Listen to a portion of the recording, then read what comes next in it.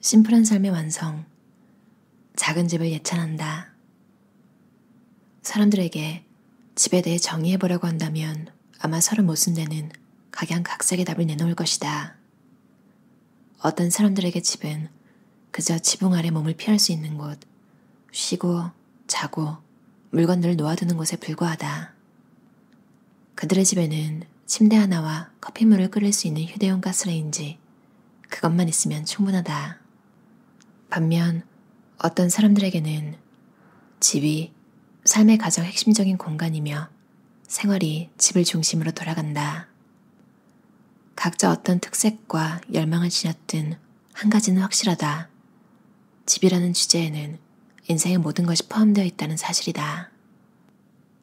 돈, 결혼, 가족, 사회적 지위, 안전, 미학, 건축, 편안한 육체와 정신, 건강, 에너지, 환경, 정치, 경제, 윤리까지 주거 방식에 대해 깊이 생각하는 것은 결국 삶에 대해 깊이 생각하는 것이며 또한 자신의 꿈과 열망, 미래를 고민한다는 뜻이기도 하다. 물론 죽음에 대해서도. 누구에게나 집은 필요하다. 그런데 어떤 종류의 집이 필요한 것일까? 지금 살고 있는 집은 당신에게 어울리는가? 집이 있어 행복한가? 당신에게 딱 맞는 크기인가? 집에서 에너지를 얻는가 아니면 반대로 빼앗기는가? 우리가 집에서 얻어야 하는 것은 몸과 마음의 안락함이다. 일할 때 혹은 그 외의 시간에도 산다는 즐거움을 충분히 맛볼 수 있도록 에너지를 채워넣어야 한다. 집이란 그렇게 하기 위한 안락함과 즐거움의 원천이어야 한다. 조그만 원룸이든 방 하나에 거실 하나인 단순한 아파트든 적절한 크기의 주택이든 작은 집에 살면 유리한 점이 많다. 필요한 비용과 걱정이 줄어들며 편리함과 편안함은 커지고 시간과 자유가 늘어나고 친밀감은 깊어진다. 불행히도 사회는 수영장과 잔디밭, 선인방이 있는 스타들의 집을 통해 우리에게 행복의 이미지를 투영한다.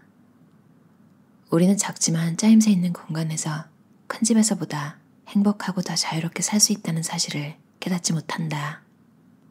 세상 어딘가에는 작으면서도 지극히 편안하고 아름다우며 이상적인 살 곳이 존재하는데도 말이다. 집의 넓이는 문제가 되지 않는다. 역설적으로 들리겠지만 집은 작을수록 더 큰 기쁨을 가져오기 때문이다. 현자들과 신비주의자들, 시인들은 아득한 옛날부터 이렇게 부르짖었다. 마음이 넓으면 커다란 공간이 필요하지 않다고. 인생의 다른 많은 경우와 마찬가지로 적은 것이 더 많은 것을 이끌어내곤 한다. 심플하게 사는 것은 마음을 채우는 삶이다. 집이 작다고 속상해하며 더 넓은 집에서 살기를 꿈꾸는 사람은 많다. 한편 집을 관리하고 유지하고 대출을 갚기가 어렵다고 불평하는 사람은 또 얼마나 많은가? 작은 집을 찬양하는 사람은 드물다. 하지만 그들은 큰 집보다 작은 집에 더 많은 이점이 있다는 사실을 깨달은 사람들이다. 작은 집에서는 걱정과 비용이 줄어드는 대신 시간이 늘어나고 쾌적함도 한층 커진다. 큰 집에서는 집의 노예가 되고 만다. 공간이 크다는 것은 피로와 책임, 산만함도 그만큼 커진다는 뜻이기 때문이다. 공간이 넓을수록 삶이 쾌적해질 거라고 생각하지만 오히려 관심과 염려가 오로지 집에만 쏠리게 될 수도 있다. 집의 인테리어를 고민하고 집을 청소하고 보수하고 단장하고 보호하는 것보다 좀 더 가슴 두근거리는 일은 없는 것일까? 주는 식과 마찬가지로 자유롭고 제약 없는 삶을 위한 전제 조건에 그쳐야 한다. 집이 본질적으로 해야 할 역할은 신체적, 정신적 휴식을 제공하는 것이다. 집은 무엇보다 평화로운 장소, 기쁨의 근원이자 근심 없는 곳이 되어야 한다. 필요한 만큼만 가져야 삶이 편안하다. 물질적 풍요는 우리를 무분별하고 무책임하게 만든다. 허세를 부리고 거드름 피우는 사람들을 멀리하는 삶. 복잡한 성을 피하고 아주 조금만 소유하는 삶을 통해 행복에 가까운 안락함에 이를 수 있다. 더는 불필요한 소유에 정신을 흩뜨리지 않기, 삶을 더 복잡하게 만드는 물건들에서 노연하기, 필요 이상의 공간을 차지하지 않기. 이런 일들을 실천함으로써 근심 없는 가벼운 마음을 되찾고 삶을 편안하게 만들 수 있다. 태어났을 때 우리는 모두 이런 마음이었다. 그러나 소유에 대한 갈망과 과시에 대한 목마름 때문에 그 마음을 잃어버렸다. 아주 조금만 소유하면 도둑이 눈을 끌 일이라고는 전혀 없이 살 수도 있다. 만약 도둑이 들더라도 텔레비전 말고는 큰 돈벌이가 될 만한 물건을 가져가지 못할 것이다. 소유하지 않으면 불행도 없을 것이다. 왜 물질의 노예로 살다가 산더미처럼 쌓인 쓸모없는 재산에 짓눌려 죽으려 하는가? 가구가 별로 없는 작은 집에 산다고 반드시 슬프거나 우울해지는 것은 아니다. 도리어 집을 아주 밝고 아주 활기찬 공간으로 만들 수 있다. 행복을 만드는 것은 공간도 가구도 소유한 물건도 아니다. 모든 것은 집을 소유한 사람의 기질과 열이, 에너지에 달려있다. 행복은 건강한 몸으로 일구는 가볍고 근심 없는 인생, 싸구려 물건이 주는 쾌락을 따르지 않고 사회적 제약에서 최대한 자유로운 영혼에서 나온다. 배고파하지 않고 추워하지 않는 것, 이것을 뜻대로 조절할 수 있는 사람은 행복하다. 집이 클수록 물건은 늘어나고 시간은 더 많이 도둑맞는다. 뭔가 계속 해야 한다고, 더 많이 소유하고 더 큰 집을 유지해야 한다고 자기 자신에게 강요하는 것은 스스로 채찍질을 하는 것과 마찬가지다. 주변에 쌓여있는 물건을 보면 곧 깨닫게 된다. 이 필요 없는 물건들 때문에 숨이 막혀온다는 것을. 시간은 살 수도 훔칠 수도 저장할 수도 늘릴 수도 없다. 시간은 가장 소중한 자원이다. 다시 생겨나지 않는 유일한 것이기 때문이다. 장 루이 세르망슈 레베르, 프랑스 저널리스트. 자기 시간을 가진다는 것은 무엇보다 시간을 자기 마음대로 사용할 권리를 가진다는 뜻이다. 아무것도 하지 않을 수도 있고 재미나 흥미만을 위한 일을 할 수도 있어야 한다. 많은 교토 사람들은 아주 작지만 매력적인 집에 살면서 수십 년 전부터 아무것도 바꾸거나 개선하거나 현대화하려 애쓰지 않았다. 질서와 양식이 완벽하게 자리 잡은 그 공간에서 스스로 현대화해야 할 필요를 느끼지 못했던 것이다. 그 덕분에 그들은 일과가 끝나면 자신만의 시간을 낼 수 있었다. 크고 아름다운 강을 따라 산책하거나 자전거를 타고 도시 반대편으로 가 그 계절의 과자를 조금 사서 말차와 함께 맛보는 것 같은 작은 사치를 한껏 누린다. 도중에 시내의 정원에서 시간을 보내거나 바람을 느끼고 하늘의 색을 찬미하며 길가에 핀 야생화를 감상할 기회도 있다. 이런 작은 행복은 분명 화려한 것은 아닐지 모르나 그 안에는 믿을 수 없는 힘이 숨어 있다.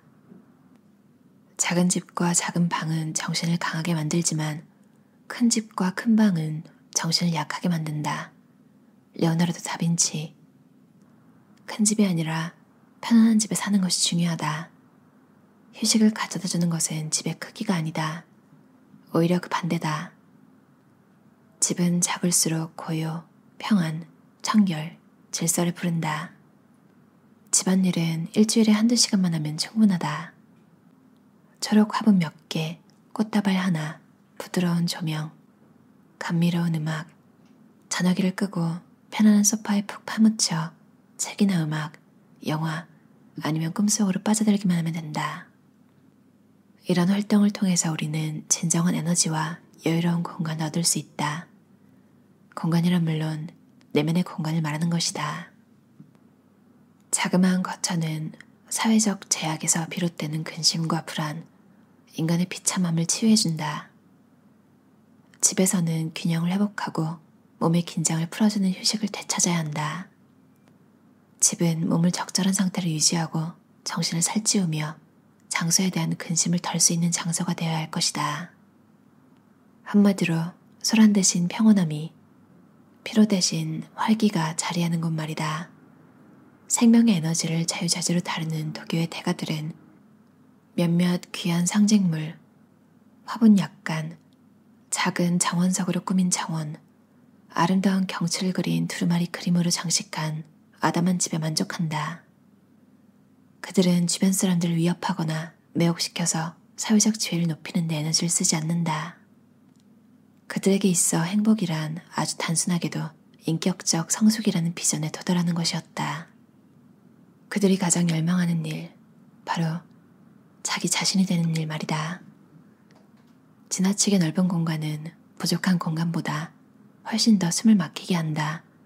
쥘 슈페르비엘, 인력. 간결한 가구만 갖춘 티끌 하나 없이 깔끔한 방에는 활기가 넘친다. 그런 방에서 생명력을 지닌 모든 것이 비롯된다. 유리창을 닫고 식사를 준비하거나 다른 일을 해야 한다는 걱정 없이 책을 읽는 것 같은 가장 작은 일에서도 느껴지는 기쁨, 그리고 고요. 이렇게 물질적인 것에서 해방되면 더는 내일을 걱정하지 않게 된다. 그와 같은 인생의 단순함 덕분에 무엇이든 될 대로 되라고 내버려두는 세상의 경박한 영혼은 술이 깨듯 정신을 차리고 자유로워지는 것이다. 요동치는 물 같던 영혼이 잠잠해지고 마음 깊숙이 숨은 구름 같던 불안이 위로 떠올라 마침내 흩어진다. 그리하여 전에는 결코 알지 못했던 평화가 이루어진다. 큰 집에는 많은 돈이 따른다. 거의 쓰지 않는 손님방 때문에 얼마를 내고 있는지 계산해 본 적이 있는가? 우리 주변 사람들은 무슨 일을 하든지 생활비가 너무 많이 들고 수입과 지출을 맞추기가 어렵다고 불평한다. 하지만 그런 불평을 하면서도 꽤 많은 사람들이 필요한 것보다 큰 집에 살고 있다. 하지만 우리에게 진정 필요한 것은 많지 않다. 명확하고 구체적인 것에 대한 깊은 사랑, 최소한의 저축, 이 정도면 충분하다. 넓이가 제한된 공간에서 살다 보면 물리적 공간이 주는 만족감보다 훨씬 더 소중한 무언가를 얻게 된다. 바로 정신적 공간이다. 돈으로 살 수 있는 것을 더 많이 바라지 않고 이제 충분하다고 생각을 바꾸면 할 수 있고 얻을 수 있는 것이 수천 가지 존재한다. 친구를 사귀려고 저녁 시간에 바에서 서성일 이유가 없다. 작은 집에서 잘 사는 법을 배우다 보면 기분 좋은 절약의 의미를 다시 깨닫게 될 것이다. 자신의 경제적 능력보다 한 단계 낮추어 생활하는 것은 상식을 내보이는 행동일 뿐 아니라 최고의 사치이다. 사는 이들이 소박하다면 집은 충분히 크다. 세르비아 속담. 집은 우주와 맞서기 위한 장비이다. 인간은 동물과 똑같이 작은 공간을 좋아한다. 고양이를 관찰해보라. 경계 안에 들어가는 것을 좋아하기 때문이다. 삶의 구역을 지으면 안정감이 느껴지고 원기가 되살아난다. 사람들은 그 공간에서 편안하게 잠을 자고 마음을 가라앉힌다. 원래 유목생활을 했던 인간은 휴식을 취하는 동안 불시의 습격을 받는 일이 없도록 늘 스스로를 보호했다. 유명한 중국 시인 이욱은 거처의 특성이 있어서 아늑함의 중요성을 오랫동안 강조했다. 그에게 있어 아늑한 거처란 검소하고 격식을 차리지 않은 초촐한 크기의 방으로 안에 있으면 좋은 털레트를 입은 듯 따뜻한 공간을 의미한다. 간단히 말하자면 생기가 돌아서 머물고 싶은 방이며 달리 말하자면 작지만 역설적으로 광활한 장소다. 그만큼 몸과 마음이 상쾌해지는 곳이 있다면 바깥은 더 이상 아무 의미도 지니지 않게 될 것이다.